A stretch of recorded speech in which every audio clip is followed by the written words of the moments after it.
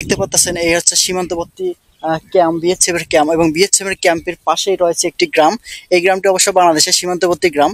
এই সীমান্তবর্তী গ্রামের চতুর্পাশটা হচ্ছে ভারত আর বাংলাদেশের ঠিক 3 বিঘা করিডোরে যে জায়গাটা ছিল, সে 3 বিঘা করিডোরের জায়গাটা ভারতের আওতাধীন, কিন্তু এখানে যে রাস্তাটি রয়েছে সে রাস্তাটা হচ্ছে বাংলাদেশের আওতাধীন। এখন আপনাদেরকে আমি পুরো গ্রামটি ঘুরে দেখাবো। বন্ধুরা, চলে আসলাম সেই গ্রামটি। এই গ্রামটির নাম হচ্ছে পকেট। পকেট বলতে বোঝাবে যে আমাদের প্যান্টের পকেট বা শার্টের পকেট মনে হবে, কিন্তু আসলে এই গ্রামটির নাম হচ্ছে পকেট। পকেট হওয়ার কারণ হচ্ছে এদিকে হচ্ছে ভারত, আর আমার পেছনে এদিকে হচ্ছে ভারত, অর্থাৎ মাঝখানে যে স্থানটি রয়েছে এই রাস্তাটা হচ্ছে বাংলাদেশের, আর দুই পাশে হচ্ছে ভারতের সীমানা। আর দুই পাশে ভারতের সীমানা, ঠিক মাঝখানে রাস্তাটা। এই রাস্তাটা দূরে একটু সামনে গেলেই অবশ্য এই গ্রামটি। আমরা এখন এই গ্রামটির ভিতরে প্রবেশ করব। বন্ধুরা, সবুজ শ্যামল এই গ্রামটির পাশ দিয়ে বয়ে গেছে একটি নদী, যার নাম হচ্ছে খর্ব নদী। এই খর্ব নদীটির ঠিক পূর্ব দিকে হচ্ছে এই গ্রামটি।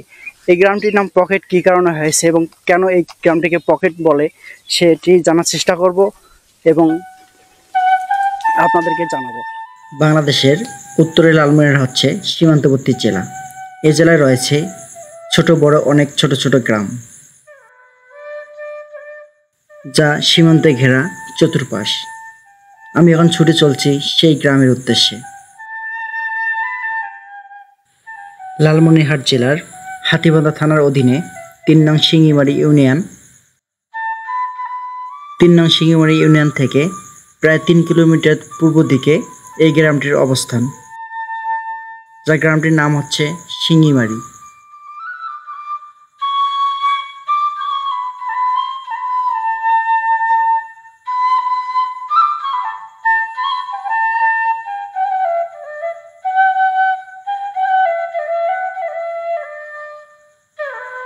বন্ধুরা, হাঁটি হাঁটি পা পা করে আমরা গ্রামের ভেতরে প্রবেশ করতেছি। আসসালামু আলাইকুম। কি খবর? এই তো ভালো। হ্যাঁ, খবর ভালো। এই স্থানটার নাম কি? Shingimari pocket. Shingimari pocket pocket. Pocket কেন বলা হয়? এই জায়গাটা আর কি ঘুম দেখি, এক জায়গায় রাস্তা দিবে দিতে হয়। দুই পাশে বেড়ার মতো জায়গা নেই? না না, কেন বেড়ার মতো জায়গা নেই? চতুর্থ সাইড দিয়ে ভারত। শুধু সাইডে ভারত। পাশে গ্রাম কত বড়? গ্রামটা কত বড় হবে? এই গ্রামটা অল্প টুক, তারপর 1 কিলো চতুর্পাশে? চতুর্পাশে 1 কিলো হবে। চতুর্পাশে 1 কিলো হবে। আসসালামু আলাইকুম, ভালো আছেন? খাওয়া দাওয়া করছেন?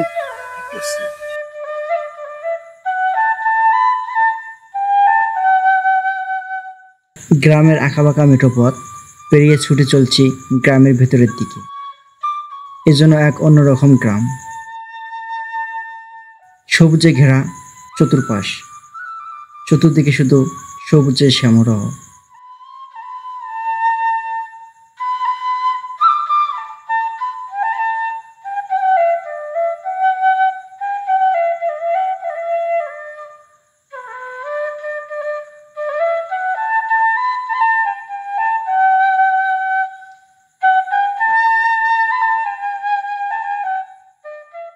গ্রামের ভেতর ঢোকার পরে চোখে পড়লো অনেকগুলো রাস্তা। কোন দিকে যাব ভেবে পাচ্ছি না। এখন আমি যে স্ট্যান্ডে দাঁড়িয়ে রয়েছি তা হচ্ছে এই পেছনে হচ্ছে হলো ভারতের বিএসএফ এর ক্যাম্প, এবং আমি আমার পাশে যে জমিটা দেখতে পাচ্ছেন এই জমিটা হচ্ছে ভারতে। আর আমি এখন দাঁড়িয়ে রয়েছি হচ্ছে ভারত বাংলাদেশের সেই ঠিক সীমান্ত ঘেঁষা যে পিলার আছে সেই পিলারের কাছে আমি দাঁড়িয়ে রয়েছি। আর আমার পেছনে হচ্ছে ভারতের লোকজন কাজ করতেছে। ওই যে দূরে দেখা যাচ্ছে ভারতের লোকজন কাজ করতেছে। আর এই হচ্ছে ভারতের বিএসএফ এর ক্যাম্প। আর ওই দূরে দেখতে পাচ্ছেন যে গরুগুলো দেখা যাচ্ছে, সেগুলো হচ্ছে বাংলাদেশের গরু। আর কিছু দূর এগিয়ে গেলে অবশ্য একটা বাজার দেখা যাবে। ওই বাজারে ভারত এবং বাংলাদেশের কিছু মানুষ হয়তোবা আলাপ আলোচনা করতেছে। আমি এখন ছুটে চলছি সেই পকেটের যে ভিতরে গ্রামগুলো আছে, পকেটের ভিতরে বাড়িঘর আছে, সেই বাড়িঘরের পাশ দিয়ে আমি ছুটে চলছি। সামনে কিছু বাচ্চারা খেলতেছে। অবশ্য তারা ভারতে খেলতেছে না বাংলাদেশে খেলতেছে, একটু দেখে আসি আমি। এখানে কোন এখানে, হ্যাঁ আপনারা দেখতে পেলেন যে আমার সাথে একজন কৃষক রয়েছে। এই কৃষক হচ্ছে বাংলাদেশের জমিতে, অবশ্য তার নিজস্ব জমি, ওনার নিজস্ব জমিতে সে স্প্রে করতেছে। এবং পাশে দেখতে পাচ্ছেন আপনারা একটু উঁচু জায়গা দেখা যাইতেছে, উঁচু জায়গাটার অপর দিকে কি ভারত। মাছটা খোলেন, আপনাকে একটু চেন সবাই। মাশাআল্লাহ, অনেক সুন্দর চেহারা। নাম কি আপনার ভাই? মোহাম্মদ মুসাহার হোসেন। হ্যাঁ, মুসাহার। ডাক নাম? মুসা বলে ডাকে। মুসা বলে ডাকে। ভালো আছেন তো? হ্যাঁ, খাওয়া দাওয়া করছেন? হ্যাঁ করছি। আলহামদুলিল্লাহ। ভালো থাকে না? আচ্ছা, ওই পাশে কি ভারত? অবশ্যই ভারত। এই যে এটার ভারত, সুপার গেছে পরে ভারত। সুপার গেছে পরে ভারত। আর ওই কারেন্টের যে তার দেখা যাচ্ছে, কারেন্টের তার ওইদিকে, ওটা ভারত। ওটা ভারতে কারেন্টের তার। আচ্ছা, ভালো থাকেন ভাই। এখন আমি যে স্থানটিতে দাঁড়িয়ে রয়েছে, এই আমার পেছনে হচ্ছে ভারত, আর আমার এই সাইডে হচ্ছে বাংলাদেশ। বাংলাদেশের কৃষকরা বাংলাদেশের জমিতে চাষাবাদের জন্য প্রস্তুতি নিতেছে, আর আমি এখন দাঁড়িয়ে রয়েছি হচ্ছে ভারতের সীমানার ঠিক সীমানা ঘেঁষে। আমার ওই সাইডে হচ্ছে ভারতের বিএসএফ টহল টিম বসে রয়েছে, এবং সামনে বেড়াকাটার তার দেখতে পাচ্ছেন আপনারা, এলো বেড়াকাটার তার। আর এদিকে হচ্ছে চতুর্থ সাইডটা হচ্ছে পকেটের মতো, অবশ্য শার্টের পকেট যেরকম, চতুর্পাশটা হচ্ছে ভারত, এবং মাঝখানে একটু জায়গা রয়েছে, তা হচ্ছে বাংলাদেশ। আমি এখন চলে যাচ্ছি অবশ্যই এই জায়গা থেকে। এই জায়গাটা আসলে সুবিধাজনক না, এলাকাবাসী বলতেছে যে এই জায়গাতে চলে যেতে, তাই আমি এই জায়গাতে চলে যাচ্ছি। এই জায়গায় প্লেয়ার আছে, হ্যাঁ এই যে এই কর্নারে ওই বাসটা গাড়া আছে ওই জায়গায়। 150 গজ নিয়ে একটা গোলাগুলি হলো, ওইদিকে গোলাগুলি হলো এইদের মাঠে, জঙ্গলটা মাঠে। তারপরে এদিকে ক্যাম্প ভাঙিয়ে দিল। ক্যাম্পটা হয়েছে 140 গজ। এই যে ক্যাম্পটা 10 গজ জন্য ক্যাম্পটা ভাঙিয়ে দিল জিয়ার সময়।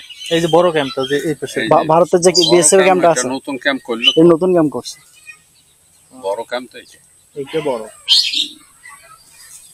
Company headquarter. এত ঘন ক্যাম্প। হ্যাঁ, তারপরে এটা 10 গজ কম মাপিয়া দেখলো যে আপনারা আন্তর্জাতিক আইনে 150 গজ দূরে যাবেন, সেখানে 10 গজ 20 হাত কম হইলো কেন? চালাইলো গুলি, সবাই পালাইলাম এন দিয়ে, মানে হাতিবান্ধা এদিক পালাইলো ভারত শীতলকুচি। মানে ভারতের লোক চলে গেল শীতলকুচি, আর আপনারা গেলেন কি বাংলাদেশে। আপনাদের এই গ্রামটার নাম কি? এই গ্রামটার নাম সিঙ্গিমারি। আর ওই অপরদিকে যে ভারতের যে গ্রামটা আছে, সেই গ্রামটার নাম কি? এটা নগর সিঙ্গিমারি। এটা নগর সিঙ্গিমারি আপনাদেরটা। তাহলে আপনারা আছেন সিঙ্গিমারিতে, আর পাশের গ্রামটা হচ্ছে নগর সিঙ্গিমারি। মানে ভারতের যে গ্রামটা আছে সেটা হচ্ছে নগর সিঙ্গিমারি, আপনারটা সিঙ্গিমারি, পাশাপাশি 2 গ্রাম। আপনাদের একটা পকেট কেন বলে আপনাদের এলাকাটা?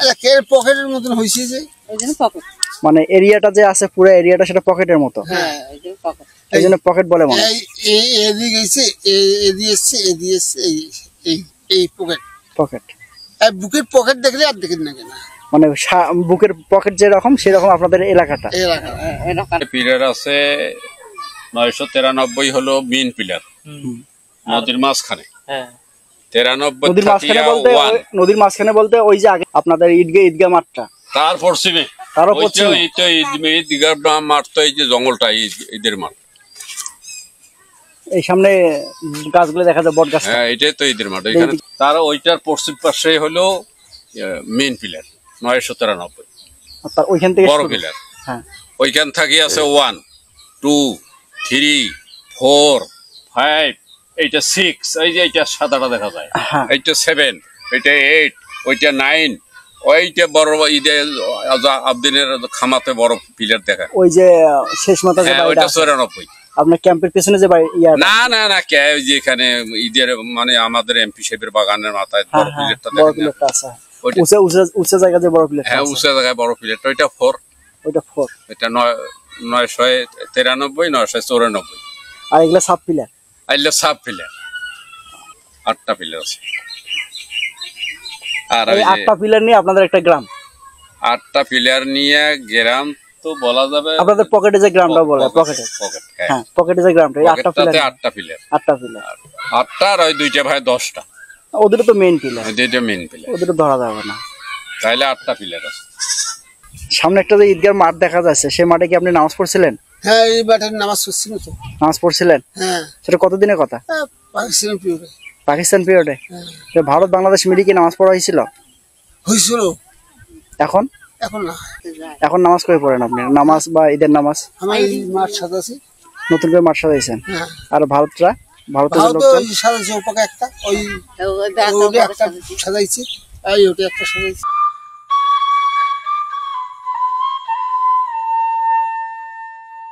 আমার ভিডিওটি যদি আপনাদের ভালো লেগে থাকে তাহলে অবশ্যই আমার চ্যানেলটি সাবস্ক্রাইব করুন এবং বেল আইকন বাটনটি অন করে রাখুন।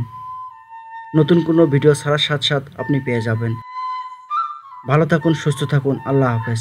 দেখা হবে পরবর্তী কোনো নতুন ভিডিও নিয়ে।